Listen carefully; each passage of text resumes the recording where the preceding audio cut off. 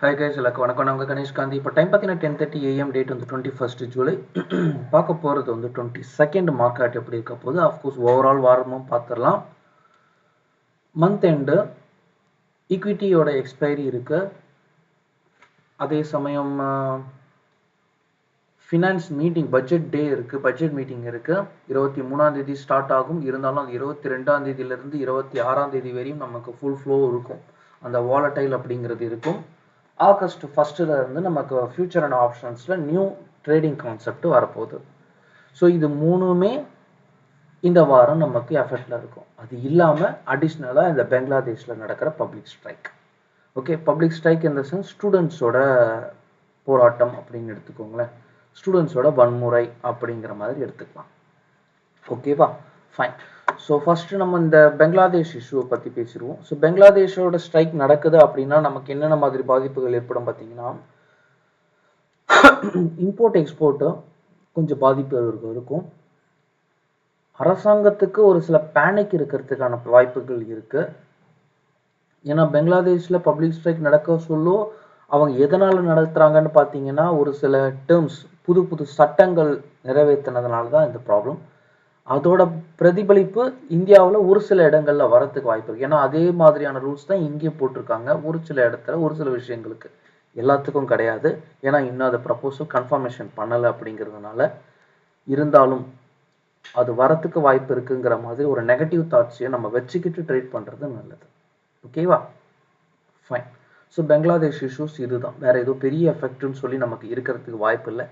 எங்கேயாவது ஒரு இடத்துல புதகரமாக ஆரம்பிச்சு அதை மீடியா அதை ரொம்ப பெருசாக இன்னும் பெருசாக பேசினா அது ஒரு இஷ்யூவாக கிரியேட் ஆகும். இல்லைன்னா எப்பவும் போல் புஷ்பான மாதிரி அப்படியே சாஃப்டாக முடிஞ்சிடும் நமக்கு. ஓகே, ஸோ பட்ஜெட் டேங்கிறதுனால இந்த டெக்னிக்கல் சார்ட் அப்படிங்கிறத நம்ம மறந்துடலாம். ஓகேங்களா, ஜீரோ ஹீரோ ட்ரேட் பண்ணலாம். கால் ஆப்ஷனும் வாங்கலாம், புட் ஆப்ஷனும் வாங்கலாம்.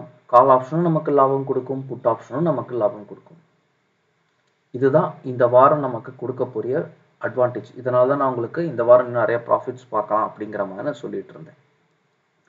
டெக்னிக்கலாக அப்படின்னு பார்த்தீங்கன்னா, மார்க்கெட் வந்து இப்போது ஒரு பிரேக் அவுட் ஆயிருக்காங்க இல்லைங்களா. இந்த பிரேக் அவுட் வந்து நாளைக்கு சப்போஸ் கேப் அப் ஆனாங்க, இந்த ஸ்பாட்டுக்கு மேலேயே ஓப்பன் பண்ணாங்கன்னா மறுபடியும் 24,800 வரையும் போயிட்டு திருப்பி கீழே வருவாங்க.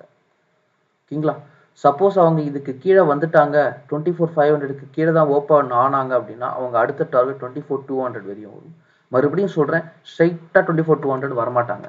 இங்கே 24,400 ஹிட் பண்ணிவிட்டு மறுபடியும் மேலே போயிட்டு திருப்பி கீழே போயிட்டு மேலே போயிட்டு வரலாம்.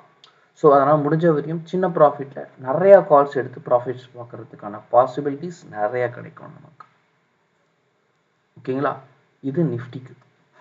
பேங்க் நிஃப்டிக்கு ட்ரேட் பண்ணுறதை விட நாளைக்கு பேங்க் எக்ஸுக்கு நமக்கு எக்ஸ்பைரி இருக்குது இல்லையா. மிட் கேப்புக்கு பதிலாக பேங்க் எக்ஸ் நம்ம ட்ரேட் பண்ணுறோன்னு சொன்னோம் இல்லையா. அந்த பேங்க் எக்ஸில் இருக்கிற ஜீரோ ஹீரோ ட்ரேட் பண்ணிங்கன்னா லோ மார்ஜினில் அதிகமான லாபம் பார்த்துடலாம். அதாவது நம்ம ஒரு 1000 ரூபாய் போட்டு 3000 ரூபாய் எடுக்கிறதுக்கான பாசிபிலிட்டிஸ் கிடைக்கிறதுக்கான அதிகமாக இருக்கும். ஏன்னா பட்ஜெட் டேல அதிகமாக டிரான்சாக்ஷன், அதிகமாக மூவ்மெண்ட்ஸ் கொடுக்கக்கூடிய செக்டார் எதுன்னு பார்த்தீங்கன்னா பேங்கிங் செக்டார் தான் இல்லையா.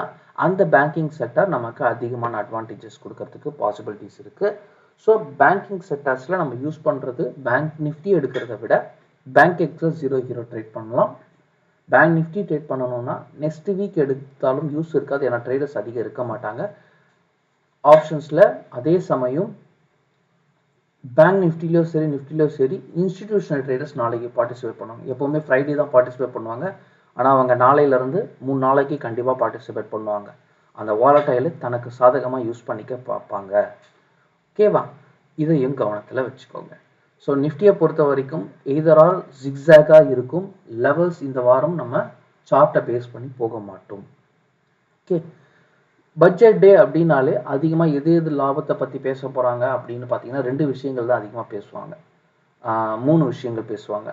ஒன்று வந்து ஜிஎஸ்டி, இன்னொன்று வந்து sectors, railway sectors, power sectors, கவர்மெண்ட்டோடைய நிறுவனங்கள் எல்லாம் இருக்கு இல்லையா, அதை பற்றி பேசுவாங்க. 3வது புதிய சட்டத்திட்டங்கள் அப்படிங்கிறத பற்றி பேசுவாங்க. ஸோ நமக்கு ஜிஎஸ்டின்னு பார்த்தீங்கன்னா இதெல்லாம் இன்க்ரீஸ் பண்ண போகிறாங்க, இதெல்லாம் டிக்ரீஸ் பண்ண போகிறாங்களோ அதுக்கேற்ற மாதிரி அந்த ஸ்டாக்ஸை நம்ம லைவ்ல வாட்ச் பண்ணிக்கலாம். பட்ஜெட் மீட்டிங் ஸ்டார்ட் பண்ண சொல்ல, ஆக்சுவலாக பட்ஜெட் மீட்டிங் ஸ்டார்ட் பண்ண போகிறது டியூஸ்டே தான், 11 மணிக்கு தான். ஆனால் அதோட ஃப்ளோ ஃப்ளோ வந்து பார்த்தீங்கன்னா நாளைக்கே ஸ்டார்ட் ஆயிடுச்சு. நாளைக்கு இந்த சென்ஸ் 2 நாள் முன்னாடியே ஸ்டார்ட் ஆயிடுச்சு. லாஸ்ட் தேர்ஸ்டேவே இதை பற்றி பேச ஆரம்பிச்சிட்டாங்க மார்க்கெட்டில்.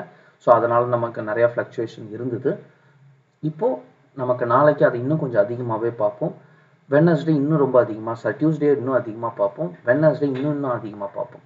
ஓகேவா? ஸோ இந்த 3 நாள் ரொம்ப ஹை ஃப்ளோவில் இருக்கும். நம்ம அதிகமாக லாப நஷ்டங்கள் பார்க்க முடியும். கரெக்டாக ட்ரேட் பண்ணிங்கன்னா வெறும் லாபம் மட்டுமே பார்க்கலாம். ஓகேவா? ஃபைன். ஸோ அதனால் ரயில்வே ஸ்டாக்ஸை பற்றி அவங்க பாசிட்டிவாக பேசுவாங்க. ஏன்னா எல்லா ரயில்வே ஸ்டாக்ஸும் ப்ராஃபிட்டில் ஓடிட்டு இருக்குங்கிறதுனால ரயில்வே ஸ்டாக்ஸோட ப்ராஃபிட்ஸ் அனௌன்ஸ்மெண்ட்ஸ் சொல்ல இந்தியன் ரயில்வே ஸ்டாக்ஸ் அதிகமாக ஏறும். ஸோ ஐஆர்சிடிசி ஆப்ஷன்ஸ் ட்ரேட் பண்ண முடிஞ்சால் 0 ஹீரோ ட்ரை பண்ணுங்கள். இல்லைனா நெக்ஸ்ட் வீக் எக்ஸ்பைரியில் எடுத்துக்கலாம். ஆனால் மூவ்மெண்ட்ஸ் கொடுப்பாங்களா இல்லையாங்கிறத நம்ம லைவில் தான் செக் பண்ண முடியும். அதை மட்டும் கொஞ்சம் கேர்ஃபுல்லாக வாட்ச் பண்ணிக்கோங்க. ஓகேவா? டவுன் சைடு அப்படின்னு பார்த்தீங்கன்னா நமக்கு கோல்டு ஜுவல்லர்ஸ், கோல்டு ஷேர்ஸ் எல்லாம் இருக்குல்ல, அது கொஞ்சம் பாதிப்பு வரத்துக்கு வாய்ப்புகள் இருக்குது. ஏன்னா கொஞ்சம் பிளாக் பண்ணுவாங்க. கோல்டு இன்வெஸ்ட்மெண்ட் எல்லாம் குறைக்கிறதுக்கு முயற்சி பண்ண ட்ரை பண்ணுவாங்க. ஃபிசிக்கல் கோல்ட்லலாம் பண்ணாதீங்க, டிஜிட்டல் கோல்டில் பண்ணுங்க அப்படிங்கிற மாதிரி ப்ரப்போசல் எடுத்துகிட்டு வர அரசாங்கம் முயற்சி செய்யலாம். ஸோ இதுவும் பட்ஜெட் டேல நான் எதிர்பார்க்குற இன்னொரு விஷயம்.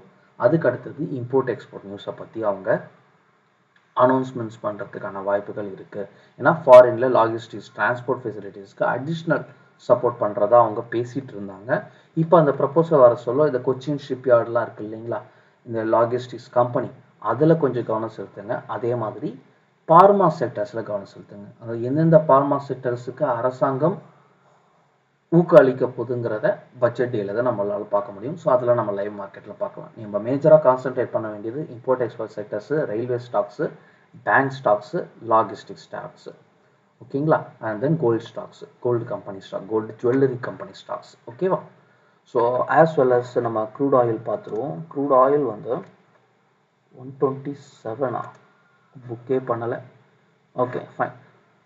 ஸோ க்ரூட் ஆயிலை பொறுத்த வரைக்கும் நமக்கு 83 பிரேக் அவுட் பண்ண பிறகு பர்ச்சேஸ் பண்ண சொல்லியிருந்தேன். இப்போ அவங்க அடுத்த ஓவர்டை கொடுத்துருக்காங்க. 134 கிராஸ் பண்ணாங்கன்னா 134ங்கிறது 136 137 வச்சுக்கோங்க.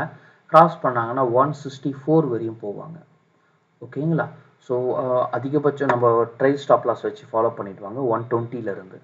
ஓகே, 136 கிராஸ் பண்ண உடனே ஆக்டிவ் பண்ணிக்கோங்க. 140 போன பிறகு 120லேருந்து 124 அந்த மாதிரி ட்ரைல் ஸ்டாப் லாஸை ஃபாலோ பண்ணிடுவாங்க. டவுன் சைட் தான். ஓகே, நான் ஆல்மோஸ்ட் அது 170 வரையும் எதிர்பார்த்துட்டு இருக்கேன். பாசிபிலிட்டிஸ் இருக்குது. ஏன் அப்படின்னா வேர்ல்டு வைடு எலெக்ஷன் நவம்பர் மாதம் நமக்கு யூஎஸ் மார்க்கெட் எலெக்ஷன் இருக்கு இல்லையா, அதை சாதகமாக பயன்படுத்தி கமோடிட்டியோட ப்ரைஸஸ் இறக்க முயற்சி பண்ணுவாங்க. அதை நம்ம ட்ரேடிங்கில் ப்ராஃபிட் பார்க்குறதுக்காக உதவியாக இருக்கும். வேறு ஏதாவது டவுட்ஸ் இருந்தால் கீழே கமெண்ட்ஸில் போஸ்ட் பண்ணுங்கள். மற்ற நெக்ஸ்ட் வீடியோவில் பார்க்கலாம். Thank you, take care, by.